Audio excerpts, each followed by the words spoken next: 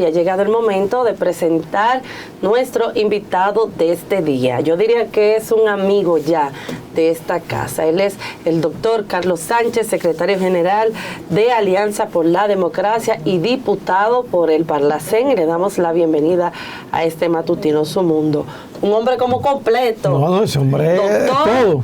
Político, diputado.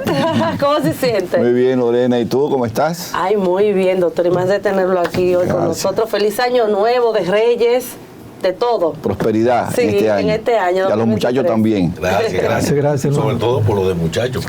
Sí. Rejuvenece. Pedro y yo tenemos la convicción de que lo que tenemos es mucha juventud. Así es. Eso sí es serio. Eso es así. Doctor, qué bueno tenerlo aquí con nosotros. Doctor, así brevemente, a grosso modo, ¿cómo usted vio, digamos, lo que fue el año pasado en materia de logros sociales, económicos, salud, etcétera? ¿Y cómo usted ve las perspectivas de cara a este nuevo 2023? Bueno, yo podría decir que el año pasado, el 22, terminó bien, en términos económicos fundamentalmente.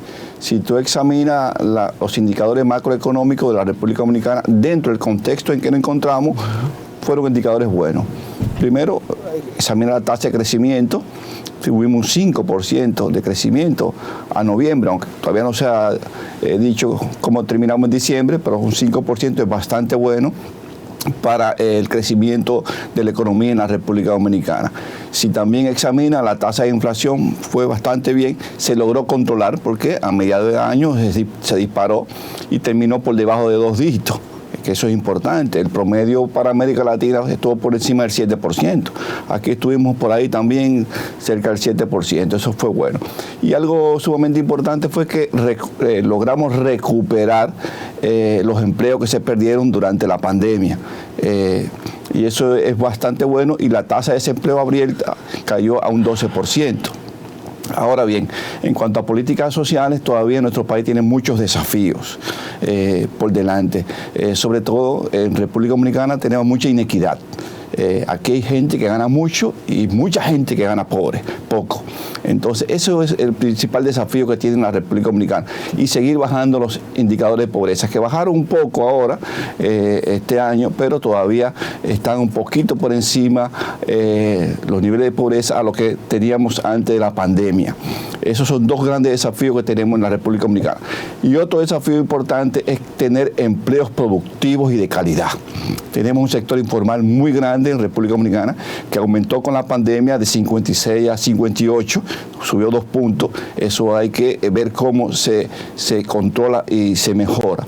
Ustedes saben que el empleo informal tiene muchas dificultades porque la gente no tiene garantías sociales cuando está en el empleo informal, no tiene seguridad social, no tiene garantía de su salud y otros elementos más. Pero sobre todo también no hay cotizaciones al Estado. Eso es una masa monetaria que cotiza por diferentes vías y tiene poco impacto o menor impacto en la economía que el sector formal. Esos para mí son los 3 grandes desafíos que tiene por delante la República Dominicana a partir de este año.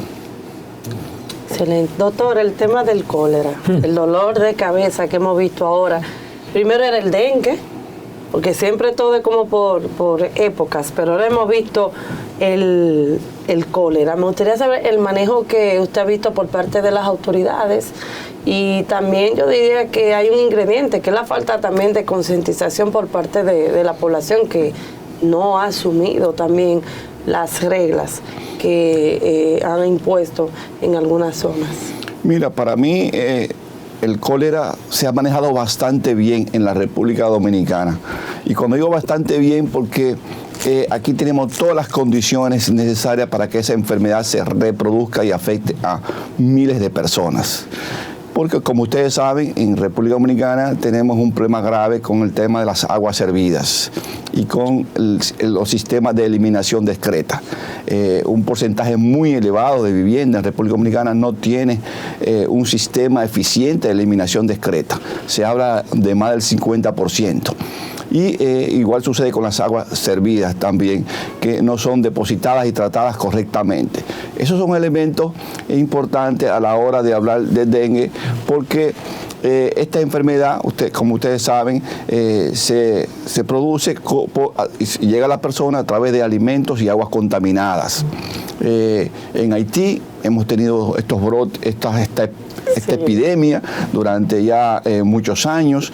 Se recuerda en el 2010, 2011 hubo una epidemia enorme en Haití que lo pasó a República Dominicana, y aquí tuvimos miles de casos. Hasta ahora está más controlada. Apenas ha fallecido una persona identificada por la enfermedad. Pero aquí están todas las condiciones para que esa enfermedad se reproduzca abiertamente en todo el país, por lo que yo le acabo de decir.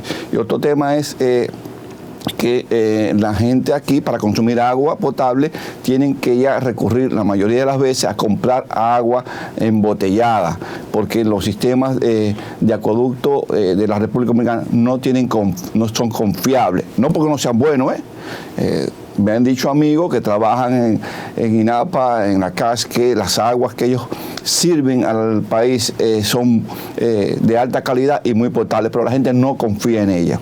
¿Por qué no confía en ellas? Bueno, se perdió la confianza en ese líquido tan vital, producto del mal manejo que por décadas hemos tenido en la República Dominicana. Y además, como ustedes saben, una parte importante de la población dominicana recibe el agua potable que consume no adentro de la casa, sino que tiene que salir a buscarla o a fuentes, a manantiales o a la puerta de la casa.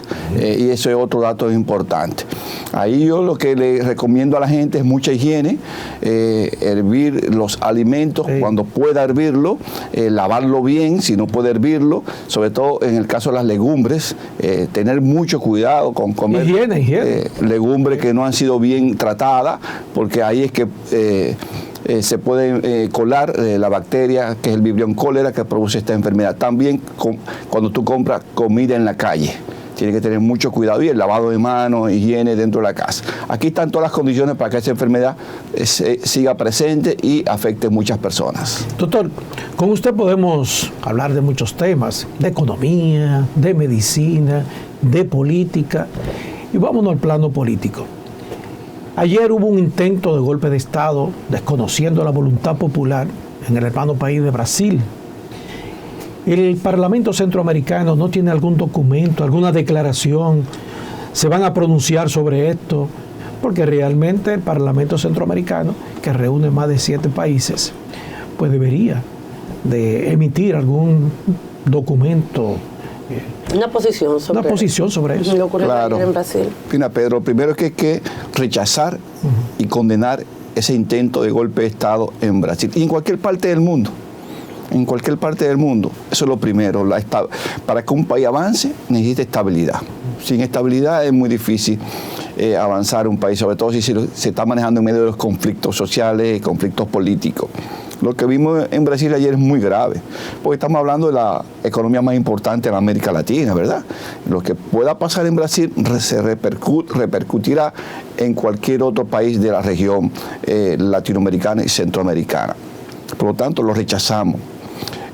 Brasil es un país muy dividido en este momento. Ustedes vieron los resultados electorales. Fue un 50-50. Lula ganó por un puntico, por un pelito. Y lo que estamos viendo es que hay una parte de la población radicalizada política e ideológicamente. Ahí es que yo veo el principal problema, esa radicalización ideológica. Hay muchos elementos religiosos metidos en Brasil por medio. Muchos elementos religiosos. Porque Bolsonaro amparó su campaña en elementos religiosos, en satanizar a Lula, no solamente en acusarlo de corrupto y otros elementos más, sino satanizarlo, y le tiró las iglesias protestantes encima a Lula. Entonces es muy peligroso lo que está pasando en Brasil, y además los militares que estaban en cierto modo también apoyando a Bolsonaro, y él durante los 4 años que se mantuvo en el poder gobernó junto con los militares. Sí. Entonces es muy peligroso, lo que hay que rechazarlo. Nosotros como Parlacén, que empezaremos ya a reunirnos, ya terminó el asueto de Navidad, termina hoy, vamos a reunirnos a partir de mañana para pronunciarnos en contra de ese intento de golpe de Estado que puede afectar toda la región y que no es lo mejor. Doctor, definitivamente en el plano local, independientemente de que el gobierno ha ido manteniendo una economía privilegiada con relación a otros países, uno todavía sigue sospechando y tampoco uno tiene tanta credibilidad en los números que emite el gobierno, porque uno no ve cómo se refleja en una población que se queja de altos precios, con salarios por debajo de los básicos, etcétera, con esta posverdad que ya uno ni cree en los informes, porque son informes que uno entiende que son amañados.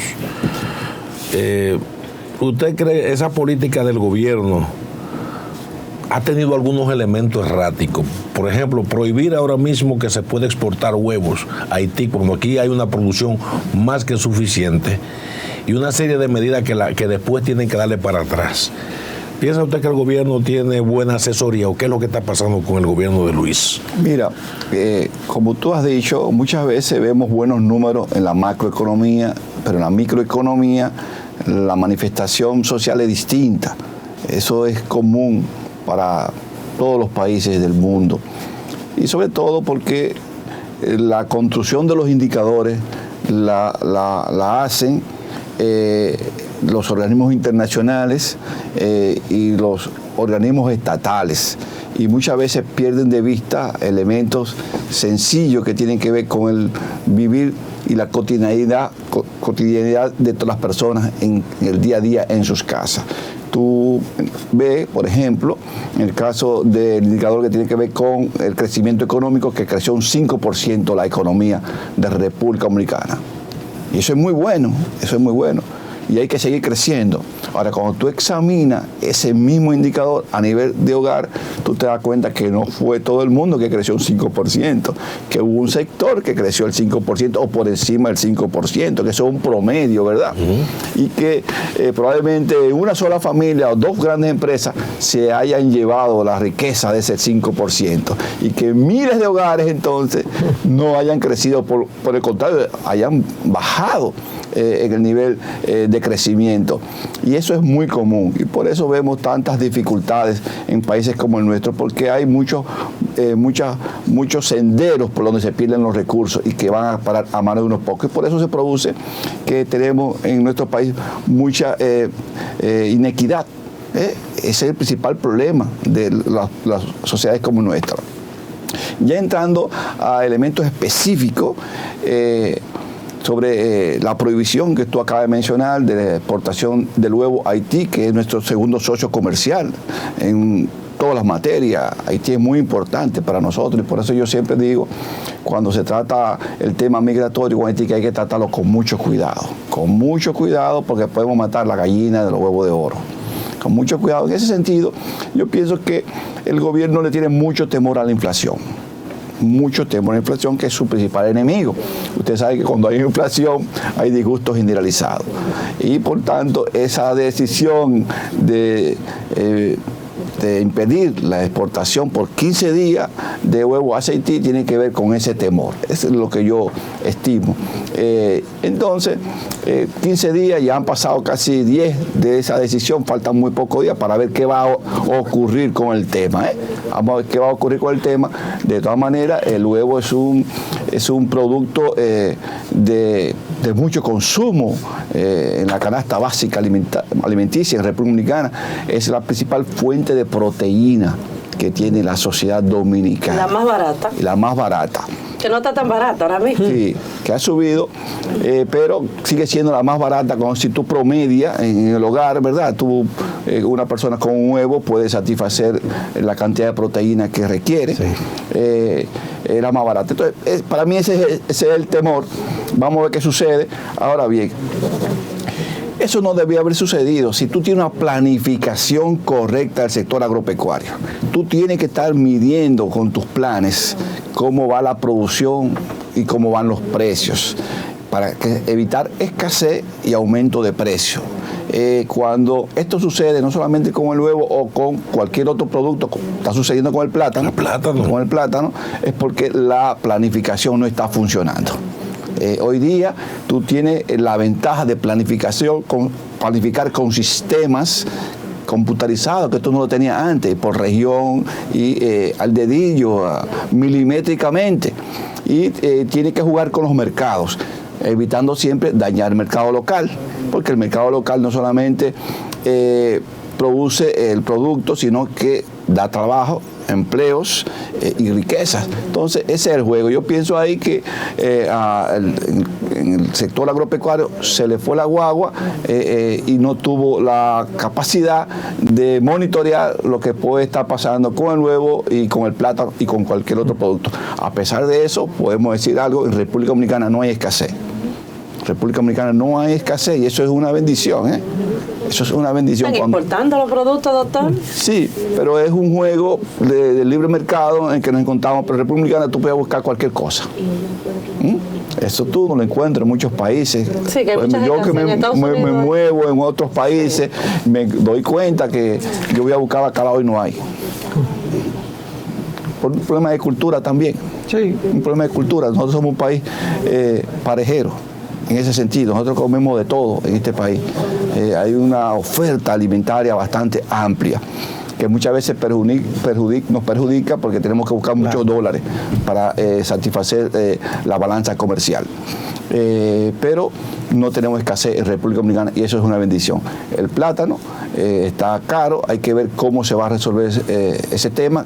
Es invierno, en invierno ustedes saben que el plátano se reduce su crecimiento, el frío lo daña. Pero en algunas zonas. En algunas zonas, sí. Sí, pero a mí lo que me llama la atención, doctor, discúlpeme que lo interrumpa, que por ejemplo, se habla de planificación, pero el ministro de Agricultura es un productor de plátano,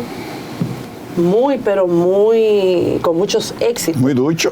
Entonces, no entiendo cómo un ministro de Agricultura, siendo productor de plátano, permita que el plátano llegue hasta donde está, o sea, a este nivel de precio, cómo no hay una planificación.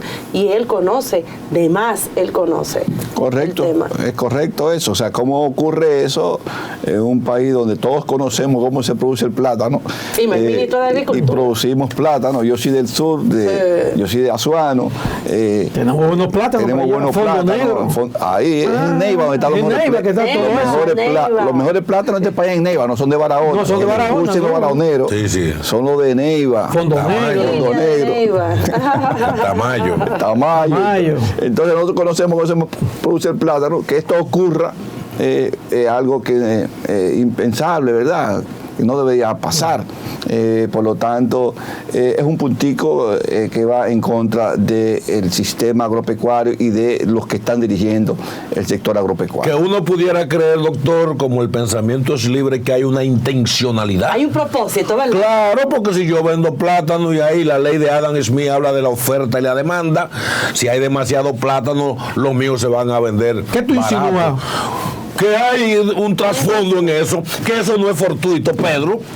Bueno, empezando con la declaración y la excusa, ¿eh? Claro. Sí. Diciendo que fue mala, Fiona. sí, el fue ciclón mala. Fiona. Dime tú, ¿qué le pasó por allá, pasó por el este, fue. No fue en el sur ni en el Cibao. Por favor, En que el le este hagan tenemos otro caña. chiste a otro. Este tenemos caña. Sí. Vuelvo, insisto, el ministro de Agricultura es un productor de plátano. Ay. Se supone que él conoce, ¿verdad? La época, el tiempo, cuando viene crisis y cuando no está la crisis. Entonces, me sorprende como que esto le llegue de sorpresa, pero nadie sabe, tal vez tenga mucho trabajo. Está vendiendo caro él ahora, está vendiendo Usted sabe, caro. está preocupado y No más se le palabras. pasó, pero bueno.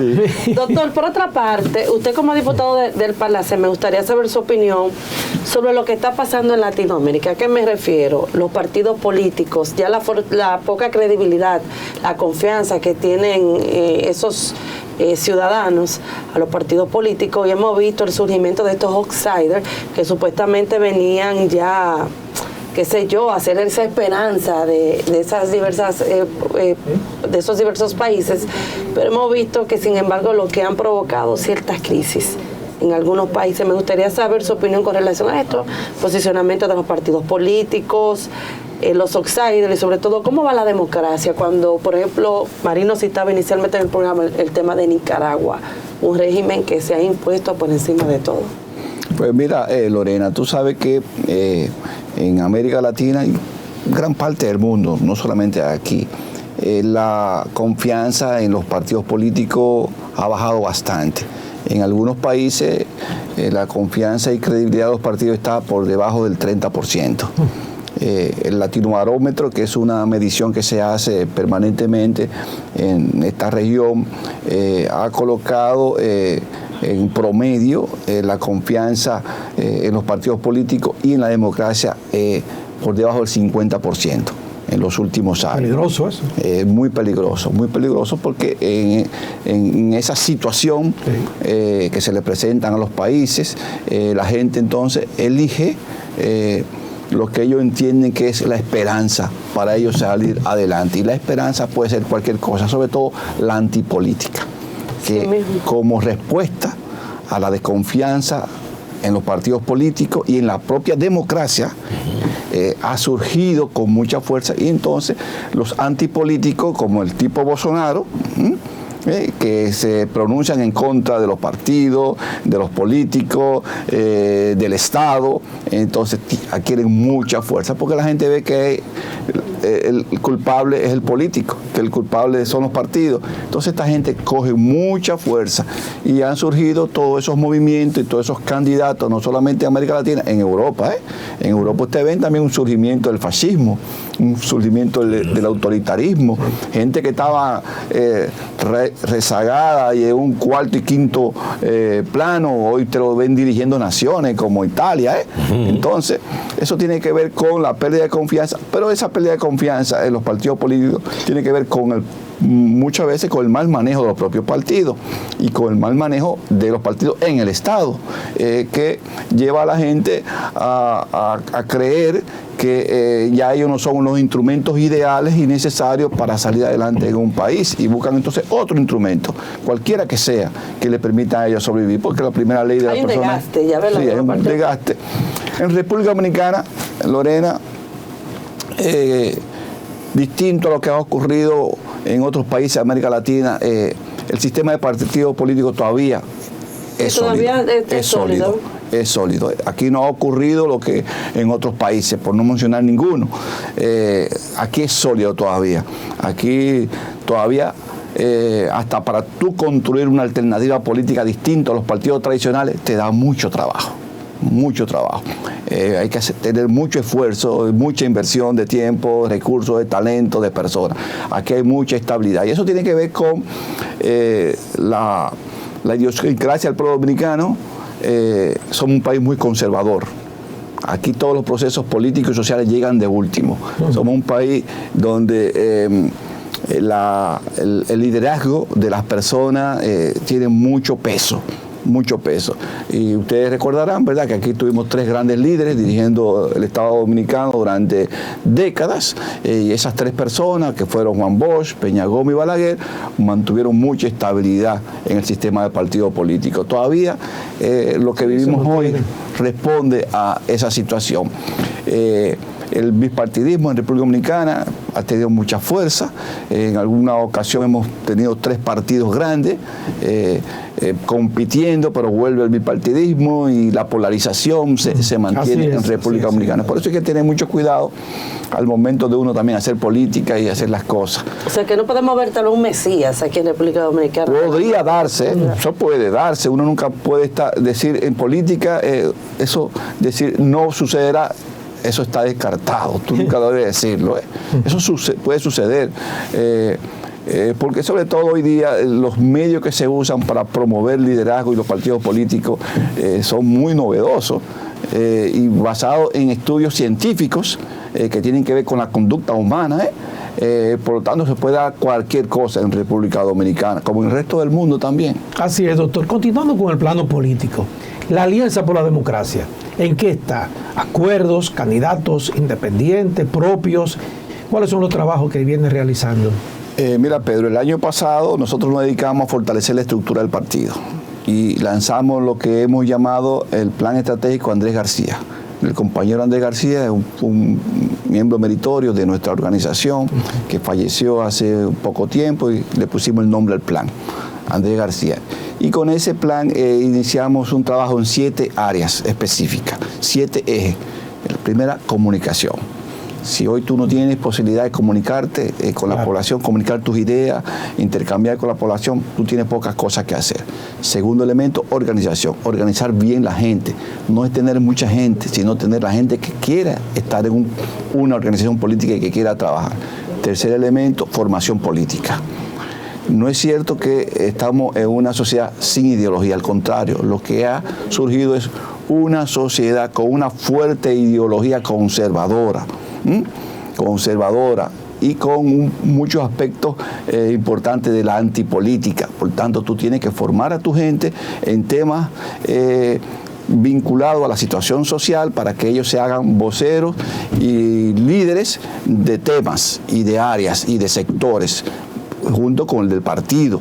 Pues entonces, esta tercera área la hemos fortalecido mucho. Hemos creado una escuela, o fortalecido la escuela que tenemos nosotros de formación política, y a todos nuestros compañeros lo hemos estado pasando por ese proceso.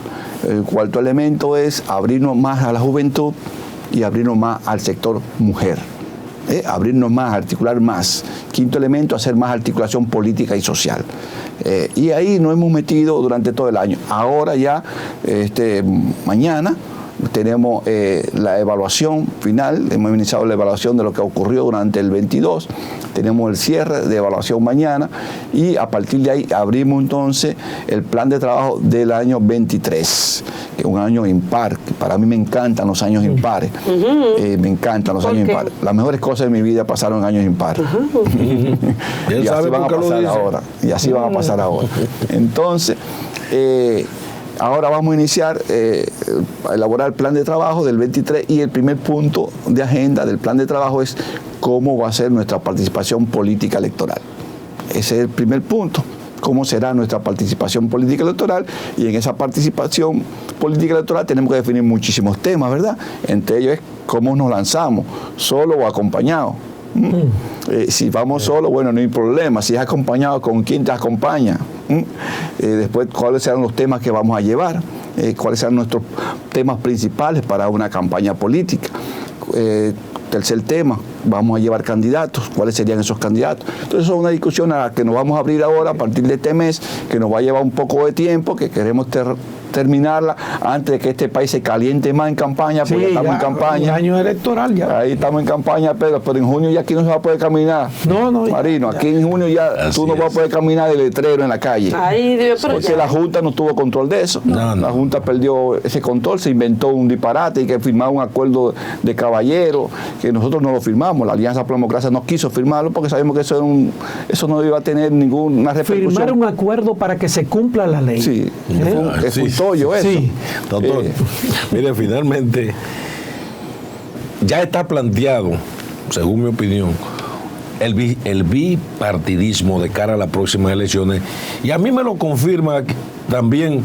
Ya he visto que Guido Gómez Mazara ha tirado un bucapié recientemente y ha dicho que definitivamente, aunque Danilo Medina, digamos que sería la tercera fuerza, ellos dicen que la segunda, diga que van a ir, aunque ponga tanque de guerra, dijo Guido, en la puerta del partido, los PLDistas van a votar por Leonel Fernández. Entonces está planteado ese bipartidismo entre la fuerza del pueblo y el gobierno, el PRMD. ¿Piensa usted que eso va a ser así o vamos a estar entre tres fuerzas gravitando? Bueno, eso podría darse, Marino, se puede dar, porque Leonel es un tremendo candidato, tú lo sabes, claro. Un expositor brillante, o sea que es una persona que puede alcanzar buenos números en un proceso político electoral, un buen expositor, pero más allá de eso hay otros factores, tú entiendes. Yo entiendo que ciertamente, como tú haces en ese señalamiento, detrás de él está diciendo que bueno, que el PRM tendrá un candidato y va a estar en la campaña con una fuerte presencia. El PLD tendrá también su candidato y estará en la campaña, y la Fuerza del Pueblo también. Eso es lo que tú estás tratando de decirme. Yo pienso que hay otros elementos más que hay que tomar en cuenta en eso. Para mí, un elemento muy importante en un país como el nuestro son las maquinarias político-electorales. No lo olviden eso. En este país, por costumbre, la gente se mueve porque otro lo mueve. Y ese otro recurre a recursos y lo lleva a votar. El mismo caso que ocurrió ahora en el PLD. Abel ganó y la gente cree que ganó por carisma. Abel ni lo conocía nadie, ni tenía carisma. Ganó la maquinaria electoral con recursos. Entonces, habrá que ver qué va a pasar. Me dicen que el presidente Fernández tiene buenos números. Habría que ver si eso se mantiene y cómo sigue sucediendo la cosa y esperar. Vamos a ver cómo nos movemos cada quien en las campañas. Gracias, doctor, una vez más por estar con nosotros. Este espacio es suyo siempre. Gracias. Lorena. Así es, doctor. Gracias nuevamente, como dice Marino. Lo esperamos por aquí pronto. Siempre. Y que este sea su año, como usted dice, año impar. Así es. Después usted me va a Me decir encantan por los qué. años impares.